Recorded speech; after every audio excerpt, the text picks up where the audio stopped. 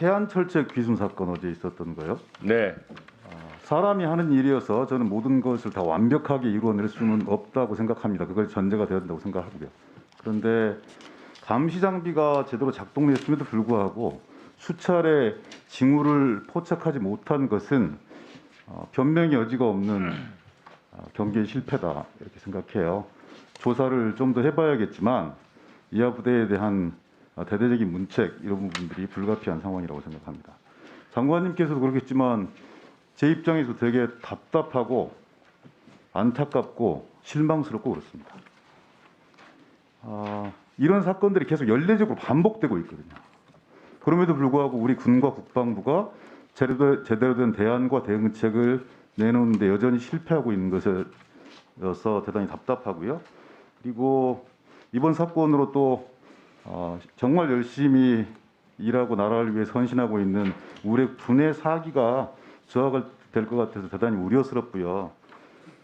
국민들 사이에서 경계 실패에 대한 국민적 실망감 이런 부분은 높아질 수밖에 없는 그런 상황이어서 대단히 안타깝습니다.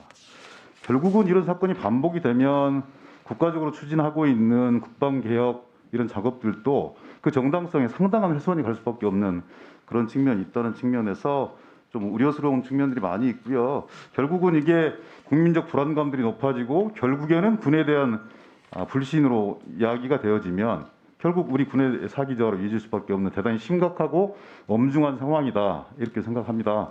장관님도 많이 답답하실 텐데요. 어떻게 하시겠습니까? 우선 특별한 대책이 좀 있습니까? 예, 우선 지금 그 조사를 통해서 명확한 내용을 확인하고 거기에 따른 후속 조치를 철저히 할 것인데 우선 장관으로서 국민께 그런 그 실망감을 안겨드린 데 대해서 죄송스럽게 생각합니다. 너무 자주 반복되는 거 아닌가요?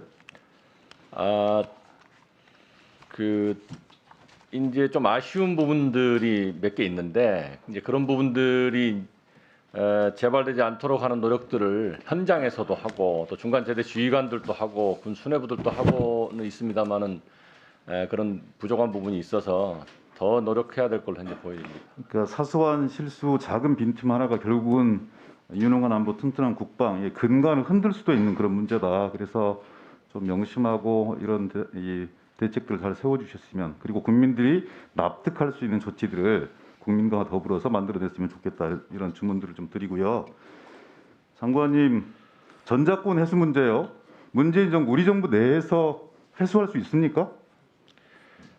전작권 전환은 이제 뭐 임기 내 회수다 아니다 이제 이런 문제는 떠나서 우선 조속한 환수를 하는 것을 이제 사실 국정과제로 해서 추진을 하고 있습니다. 처음에 이제 문재인 정부의 그 이렇게 공약이긴 했는데 나중에 국정과제로 전환할 때는 조속한 전환을 추진하기로 해서 가속화시켜 나가는 노력을 하고 있다 이렇게 말씀을 드리겠습니다. 단정적으로 말씀하실 수는 없고요. 네, 그렇습니다. 상대가 있는 문제라서 단정적으로 말씀 주시기는 어렵겠지만, 그리고 또 새로운 행정부가 등장을 해서 그 행정부의 정책 기조와 노선 이런 부분을 잘 살펴볼 필요도 있다고 생각하지만, 최근에 미국 그 국방부 대변인의 언론 인터뷰라든지 그리고 전직 주한미 사령관들의 어떤 세미나 속에서 발언 이런 부분들을 보면 물론 조건에 기초한 전작권 전환, 회수, 환수 이런 부분들에 대해서 원칙적이고 대단히 전략적인 발언을 하고 있지만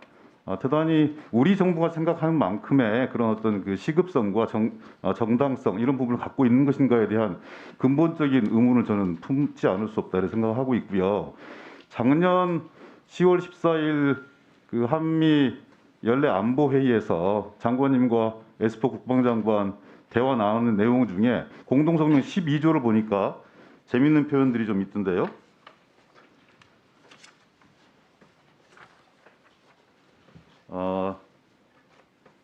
주로 이제 전작권 환수 문제와 관련된 문제입니다. 에스퍼 장관이 한국군 방위 능력에 대해서 보안 능력의 제공을 공약하면서 구체적 소요 능력 및 기간을 결정하는 데 있어서 우선적으로 한국의 획득 계획에 대한 이해가 필요하다는 점에 주목했다 이런 얘기들이에요. 경우에 따라서 뭔가 이 미국의 주문 이런 부분들이 강하게 느껴지고 있는 것인데 미국 정부의 지금 바이든 정부의 공식 입장들을 확인해 본 적이 있으십니까? 이 문제에 대해서? 우선 현재까지는 이제 조건에 기초한 전작권 전환의 틀 속에서 거기에 가속화시켜 나가는 그 노력은 이미 합의가 되어 있고 지금의 정부도 같은 기조입니다. 그런데 아까 읽으셨던 SCM 문구 공동성명의 문구 내용은 저희가 이제 그 조건에 기초한 그 조건에 이제 1, 2, 3이 있는데 그 1, 2, 3 안에 한국군의 핵심 군사 능력에 대한 그것을 좀 투명하게 공개하면서 업무 추진하자 뭐 이런 내용인 것입니다. 그래서 이제 그런 부분에 우리가 부족한 부분이 있으면은 보안 및 지속 능력을 이제 보안을 통해서 이제 이것을 하점이 없도록 해 나가는 것이고, 그다음에 이제 우리의 능력 역시 이제 자주국방 태세를 갖추기 위해서는 우리 능력을 또 키워 나가야 되는 것이고 하는 이제 그런 부분을 거기에 적시한 것입니다. 그 언론에 보니까 3월 초경에 약간 한미 연합 군사 훈련 이렇게 진행한다 이런 부분들이 나와 있던데 거기에 FOC 검증 이런 부분들이 포함이 됩니까? 우선 FOC 검증보다도 연합훈련이 이제 어떤 모습으로 해야 될지가 이제 코로나19 상황이나 이런 거랑 같이 맞물려서 좀 뭐 조율을 좀 해나가고 있는데요.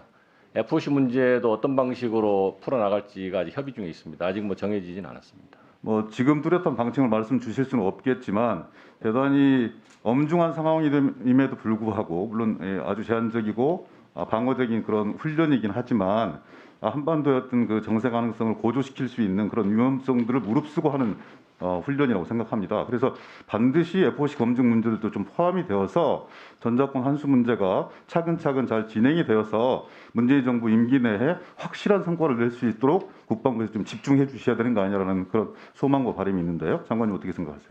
예, 지금 연합연습은 이제 사실은 Fight Tonight에 이제 중점을 두면서도 우리 정부 입장에서는 FOC를 같이 병행해서 하고자 하는 그 노력을 하고 있는데 이 부분들을 더 노력을 더 해 나가도록 그렇게 하겠습니다.